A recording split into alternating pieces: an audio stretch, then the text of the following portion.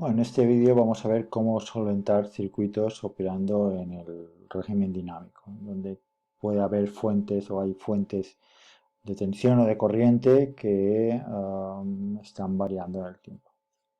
Entonces, para eso, cualquier magnitud dentro de mi circuito, ya sea de corriente o de tensión, la vamos a dividir entre una componente constante o de vías o de polarización y una componente alterna. En el caso de mis diodos, donde tenemos tanto, vamos a definir tanto la corriente del diodo, que dependerá del tiempo, como la tensión, ¿no?, del diodo, que también depende del tiempo, ¿no?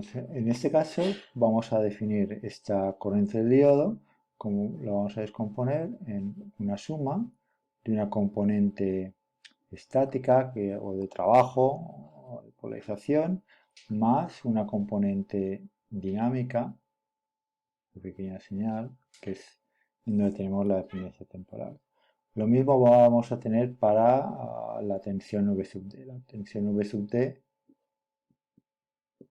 será una componente de polarización más una V minúscula de T, que será la componente de pequeña señal. De forma que para el caso del diodo, y para poder tener un modelo que sea analítico, que sea básicamente un modelo lineal, lo que vamos a hacer es lo siguiente. Si bien mi característica corriente del diodo y tensión del diodo pues tiene la forma que hemos dibujado tanto, ¿no?, de estar aquí, pues lo que haremos es nos centraremos en pequeñas variaciones alrededor de un punto de trabajo que definimos V de Q, de forma que vamos a presuponer que mi tensión de diodo va a estar, aquí dibujo una variable tiempo, pues mi tensión V de Q va a estar oscilando alrededor de un valor constante que es este V de Q. Mi tensión VD va a estar oscilando alrededor de un valor constante que es V de Q. Como consecuencia, nosotros estaremos teniendo una corriente. Vamos a dibujar aquí, ¿no? Vamos a dibujar aquí también el dominio temporal.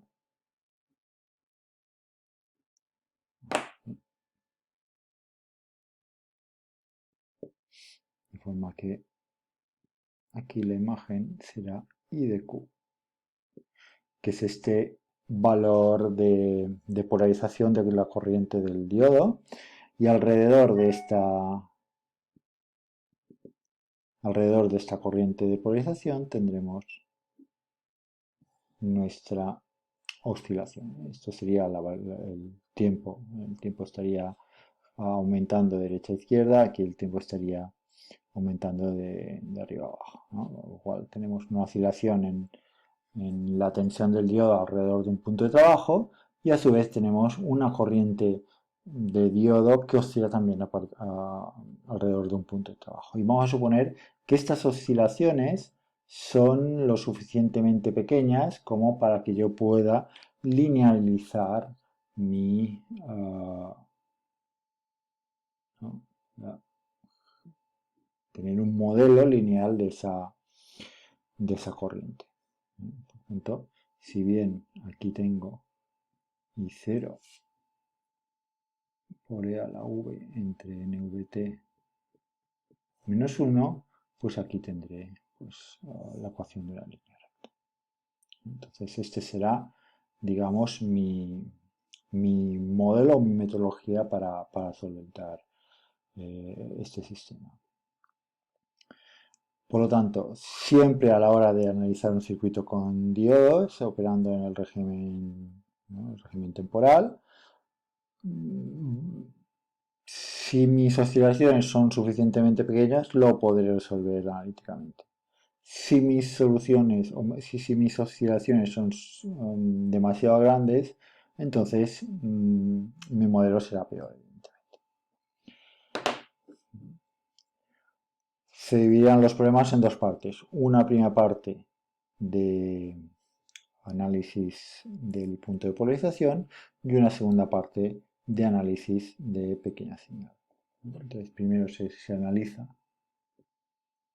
el punto de polarización y una vez analizado este punto de polarización, se analiza lo que es la extensión lineal sobre ese punto de polarización.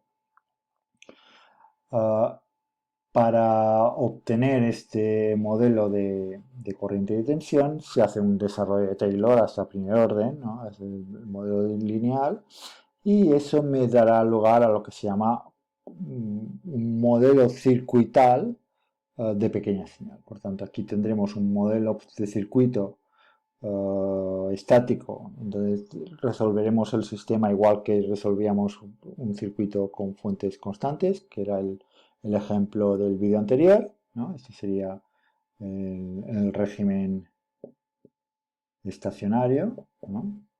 O de tensión constante en este caso. Y luego la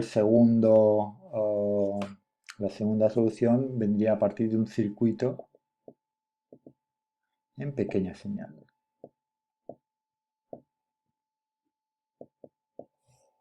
¿No? Nosotros ahora mostraremos cuál va a ser el modelo de circuito de pequeña señal para un diodo y luego veremos un pequeño ejemplo de cómo se aplica este sistema para la solución del circuito de un diodo con una resistencia y dos fuentes de tensión. Sí, seguramente en un segundo vídeo porque para no hacer demasiado extenso este primer vídeo. Por lo tanto, vamos a ver un poco esa extensión. Vamos a lo que son las transparencias de la asignatura.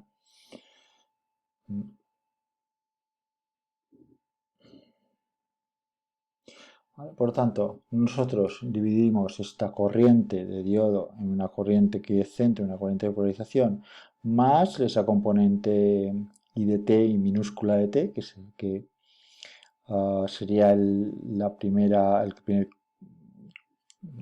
potencia de esa extensión, de esa serie de Taylor, que podemos entender como una dependencia lineal entre corriente y tensión. Eso me da lugar a un comportamiento, el mismo comportamiento que tenemos con una resistencia. Por lo tanto, a una corriente de vías o una corriente de polarización le sumamos el efecto de un circuito con una sola resistencia. De forma que mi circuito de pequeña señal, a la hora de resolver esa parte temporal, ¿no? Ese I minúscula de sub d de t, lo resolveremos suponiendo solamente una sola resistencia. Si además queremos tener en cuenta la parte capacitativa, que también puede ser relevante, pues tendremos que poner en paralelo el condensador C sub D que habíamos hablado y que también es no lineal. Puesto que esto es no lineal, para tener un solo valor de capacitor, lo que haremos es evaluar ese capacitor solamente en el punto de trabajo, en V de Q. Por tanto, el valor del capacitor que utilizamos es el valor del capacitor evaluado con una polarización igual a V de Q. Para obtener la resistencia R minúscula sub D, pues hacemos la derivada de I sub D. Entonces, haciendo la derivada de I sub D, tenemos nuestro modelo de resistencia que depende del punto de trabajo en el cual estemos. Por lo tanto, es importante, antes de abordar el circuito de pequeña señal, antes de resolver cuál será esta componente de corriente dependiente del tiempo, tenemos que conocer cuál es el punto de trabajo V de Q o lo mismo el I de Q, que sería la corriente quiescente, la corriente de trabajo. Por tanto, mi diodo, cuando aplique ese modelo de pequeña señal, será sustituido por este modelo de circuital, en donde V minúscula sub D es, digamos, el valor que superpondremos a la tensión de polarización V de Q, que era lo que poníamos antes en la pizarra, ¿no? De que la tensión del diodo será esta V minúscula más V de Q. Y aquí mostramos un ejemplo de cuán importantes son esos capacitores o cómo puedo obtener esa resistencia R sub D para tres ejemplos de polarización. Una tensión de 0,7 en donde el diodo ya está en directa, está pues, con una corriente apreciable que va de P a N, un valor de V de Q 0,3 que estaría, digamos, en directa pero débil, y un valor en inversa, claramente en inversa, que es menos 5. Entonces, recordamos, tenemos dos expresiones para la capacidad, esta para la capacidad debido a la carga y descarga de la zona de vaciamiento, y luego esta expresión de aquí para la carga y descarga de las zonas neutras. Entonces, vemos que en estas tres zonas vemos tres casos. El primer caso es que cuando mi polarización es en directa, como es en este caso de 0,7, el condensador más relevante será C sub T. Por lo tanto, en este caso el condensador del diodo es más o menos C sub T, porque el condensador, debido a la carga y descarga de la zona de vaciamiento, es prácticamente despreciable respecto a este valor. Aquí estaría por 13 por 10 a la menos 9, esto 141 por 10 a la menos 15, que son estos femtofaradios. Estos son femto, estos son nano, 10 a menos 9, 10 a menos 15. V de Q igual a 0,3. En este caso tenemos una capacidad del diodo asociado a las zonas neutras de 22 femtofaradios y una capacidad de la zona de vaciamiento del orden de 63 femtofaradios. Por lo tanto, aquí no podíamos despreciar ni una ni otra. Finalmente, en inversa, la capacidad asociada a las zonas neutras es prácticamente cero, y el condensador que domina en este caso es el condensador asociado a la zona de vaciamiento. Por tanto, dependiendo de la zona de operación, mi capacidad será una u otra o una combinación de ambas, ya sea el de C sub T o el de C sub J. Por otra parte, y a partir de estos datos, y podéis coger lápiz y papel y una calculadora y mirar de reproducir estos valores, se obtendrán un valor de R sub D, que es ese valor de resistencia dinámica asociado al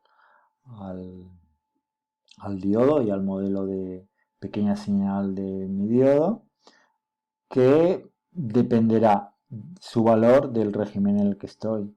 Si estoy en un régimen en inversa, esa resistencia será muy alta porque la pendiente de la característica corriente-voltaje tiene una pendiente muy baja, ¿no? Por lo tanto, esto está asociado a una resistencia alta, ¿no? También tenemos aquí una resistencia alta, de una resistencia dinámica relativamente alta.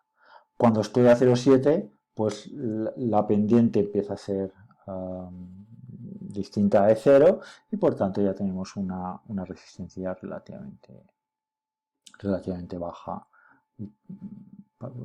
que tendré que utilizar en mi modelo de pequeña señal. En el próximo vídeo veremos un ejemplo de resolución de circuito en pequeña señal.